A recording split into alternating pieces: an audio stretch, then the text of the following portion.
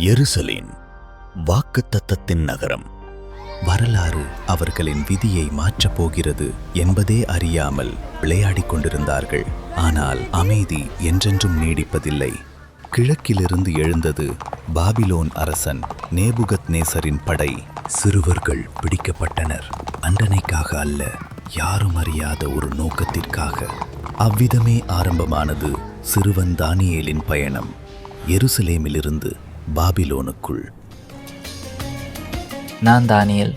என்னை பழைய ஏற்பாட்டின் 27வது புத்தகத்தில் காணலாம். நேபுகத்நேசர் பாபிலோனின் மாபெரும் அரசன்.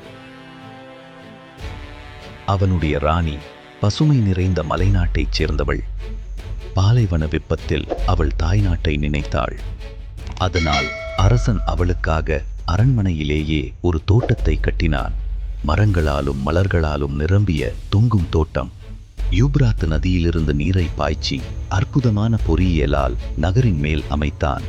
அவையே பாபிலோனின் தொங்கும் தோட்டங்கள், பண்டைய உலகின் அற்புதங்களில் ஒன்று. ஒரு இரவு பாபிலோன் அரசன் நேபுகத்நேச்சர் ஒரு கனவு கண்டான். அது அவனை உறங்க விடவில்லை. விளங்காத அந்த தரிசனம் அரசனின் உள்ளத்தை கலங்கச் செய்தது. ஞானிகளாலும் அதை விளக்க முடியவில்லை.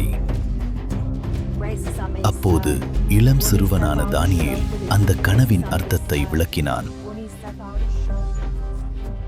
அது பேரரசுகளின் விதியை மாற்றப் போகும் கனவு. ஒளி வீசும் ஒரு மனித உருவச்சிலை. அதை பார்த்த அரசனின் உள்ளத்தில் அச்சத்தை விதைத்தது. தங்கத்தாலான தலை, மிக அதிக மதிப்புள்ள உலோகம். அது பாபிலோன் அரசன் நேபுகத்நேச்சர் பேரரசை குறித்தது. அதன் செல்வம், அதிகாரம், புகழ் உச்சத்தில் இருந்த காலம். வெள்ளியால் ஆன மார்பும் கரங்களும் மீதிய பெர்சிய பேரரசை குறித்தன. அது மிக வலிமை கொண்டது. ஆனாலும் பாபிலோனின் தங்க காலத்தை விட மதிப்பில் குறைவானது. சிலையின் வயிறும் அதன் தொடைகளும் வெண்கலத்தாலானது. மகா அலெக்சாண்டர் தலைமையிலான கிரேக்க பேரரசு போர் வலிமையும் உறுதியையும் அந்த உலோகத்தில் பிரதிபலித்தது. இரும்பு கால்கள் ரோம பேரரசை குறித்தன. படை வலிமை, பெரும் நிலப்பரப்பு, புகழ் மற்றும் வெற்றி பேராசையை கொண்டாலும் ரோம ஆட்சி இரும்பு போல கடினமானது. அதன் பாதங்கள் பாதி இரும்பும் பாதி களிமண்ணுமாயிருந்தது. ஒரு பிளவுபட்ட ராஜ்யத்தை முன்குறித்தது. வலிமையும் பலவீனமும் ஒரே நேரத்தில் நிலவப் போகும் காலத்தை விளக்கியது. பார்த்து கொண்டிருக்கும் போதே கைகளால் பெயர்க்கப்படாத ஒரு கல் அந்த சிலையின் இரும்பும் களிமண்ணுமாகிய அதன் பாதங்களில் மோதி சிலையை முழுவதுமாய் நொறுக்கி போட்டது. அந்த கல் தேவனுடைய ராஜ்யத்தை குறித்தது. மனித ராஜ்யங்களை மீறி பூமியை முழுவதும் நிரப்பி ஆளப்போகும் தேவனின் நித்திய ராஜ்யம். பெல்ஷாசார் அகந்தையால் புகழ்பெற்ற பாபிலோனியா அரசன். தன் பிரபுக்களில் 1000 பேருக்கு ஒரு பெரிய விருந்து செய்து தன் தகப்பனாகிய நேபுகத்நேசார் எருசலேம் தேவாலயத்திலிருந்து கொண்டு வந்த பொன் வெள்ளி பாத்திரங்களில் திராட்சை ரசத்தை ஊற்றி குடித்தான். அதே நேரத்தில் பெர்சியா மன்னன் சைரஸின் படைகள் யூப்ராத்து நதியை வற்றச் செய்து பாபிலோனுக்குள் நுழைந்தன. அரண்மனையில் தேவனுக்கு பரிசுத்தமான பாத்திரங்களில் மது நீராக ஓடியது. அச்சமயம் ஒரு மர்மமான கை சுவரில் தோன்றி எழுதியது.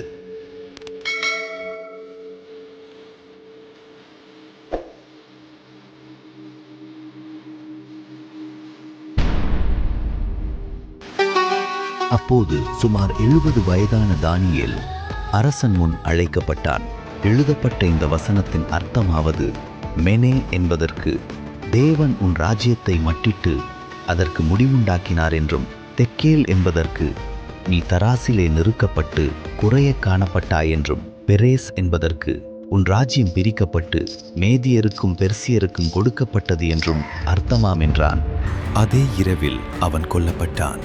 மாபெரும் பாபிலோன் விழுந்தது. தரியு அரசன் காலத்தில் தானியேல் அனைவரையும் மிஞ்சினான். ஞானம், நேர்மை, உத்தம ஆவி. ஆனால் அவன் மேன்மை பொறாமையாய் மாறியது. அவனில் குற்றம் கண்டு பிடிக்க முடியவில்லை, அவன் தேவனுக்குள்ள விசுவாசத்தை தவிர. அந்த பிரதானிகள் ராஜாவினிடத்தில் வந்து, எவனாகிலும் 30 நாள் வரையில் ராஜாவாகிய உம்மை தவிர எந்த தேவனையானாலும் தொழுதால் கொல்லப்பட வேண்டும் என்றார்கள். கட்டளை பிறப்பிக்கப்பட்டது. இதை அறிந்தும் தானியேல் மனம் மாறவில்லை. ஜன்னலை எருசலேமை நோக்கி திறந்து ஒரு நாளில் 3 முறை முன்பு போலவே ஜெபித்தான். அதனால் அவன் பிடிபட்டான். எதிர்ப்புக்காக அல்ல, விசுவாசத்துக்காக. பின் அரசன் மிக மனச்சோர்வுடன் தானியேலை சிங்க குகையில் வீச தரியு அரசன் உத்தரவிட்டான்.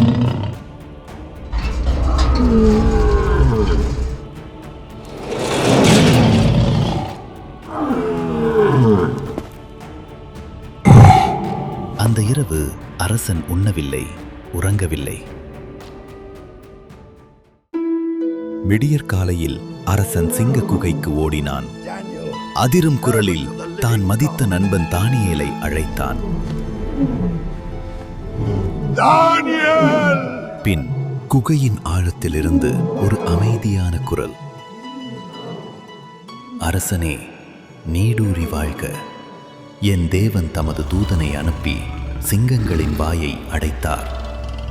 ஒரு காயமும் இல்லை, ஒரு தீங்கும் இல்லை என்றான். மரண குகை அமைதியின் ஸ்தலமாக மாறியது.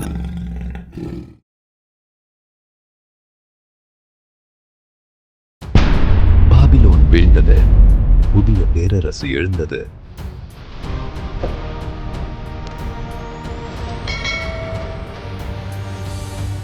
பேர்சிய அரசன் சைரஸ் அரியணை அமர்ந்தான்.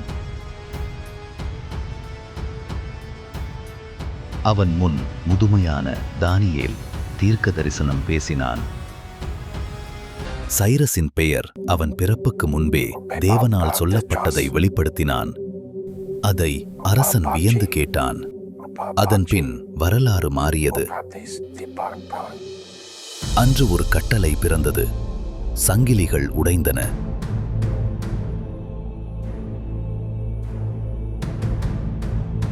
எருசலேம் செல்லும் வழி திறந்தது. இவ்விதமாக தேவன் ஒரு அரசனின் இதயத்தை தானியேலை கொண்டு மாற்றினார்.